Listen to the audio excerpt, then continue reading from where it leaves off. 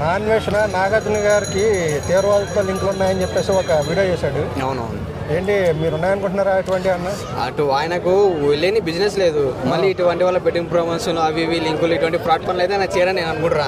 అదేదో వాళ్ళ big boss కంటెంట్లు చేసిన వీళ్ళకి సంబంధం లేదు కదా, ఓన్లీ వాళ్ళ కంటెంట్ చేంజ్. బిగ్ బాస్ రాకముందు ప్రమోట్ చేశారు వాళ్ళు, బిగ్ బాస్ వచ్చిన తర్వాత ప్రమోటింగ్ కాదు.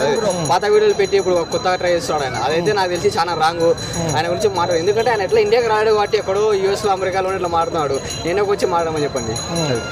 అంటే అన్వేషణ కొంచెం ఓవర్ చేస్తున్నాడు, చాలా ఓవర్ చేస్తాడు, కొంచెం చాలా ఓవర్ చేస్తాడు. అంటే ఎవరిని పడితే వాళ్ళని గెలుపుతున్నాడు ప్రతి ఒక్కరిని. బిగ్ ప్రమోట్ చేయ యాప్లో గెలుపుతుంది, తప్పు కాదు. కానీ నాగార్జున గారికి దాంతో ఏం సంబంధం అని చెప్పండి. ఆయన ఓన్లీ హోస్ట్, దానికి వాళ్ళకి వీళ్ళకి ఏం సంబంధం లేదు. హోస్ట్లో కానీ వాళ్ళు ఓన్లీ కంటెస్టెంట్స్. అది వాళ్ళు బిగ్ బాస్ రాకముందు ప్రమోట్ చేశారు, బిగ్ బాస్ తర్వాత ప్రమోటింగ్ చేయట్లేదు. అది కానీ చూసుకోవాలి. ఇప్పుడు పాత వీడియోలు తీసుకొచ్చి ఆయన మాట్లాడుతుండ్రు, ఇప్పుడు వీడియోస్ కాదు కదా అవి.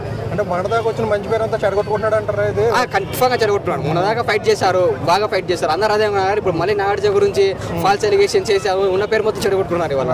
అంతే. అంటే దీనికి ఒక ఫుల్ స్టాప్ పెట్టాలంటారా? కొంచెం ఖచ్చితంగా పెట్టాల్సిందే. వీళ్ళు సైలెంట్ ఉండవని రియాక్ట్ అవ్వాలి. వీళ్ళు సైలెంట్ ఉంటారు. ఏమంటే వాళ్ళు పెద్ద పెద్ద యాక్టర్స్ కదా, ఇట్లా చిన్న దానికి చిల్లర పనులకు వాళ్ళైతే రియాక్ట్ అవ్వరు. విన్నట్టు వదిలేస్తారు.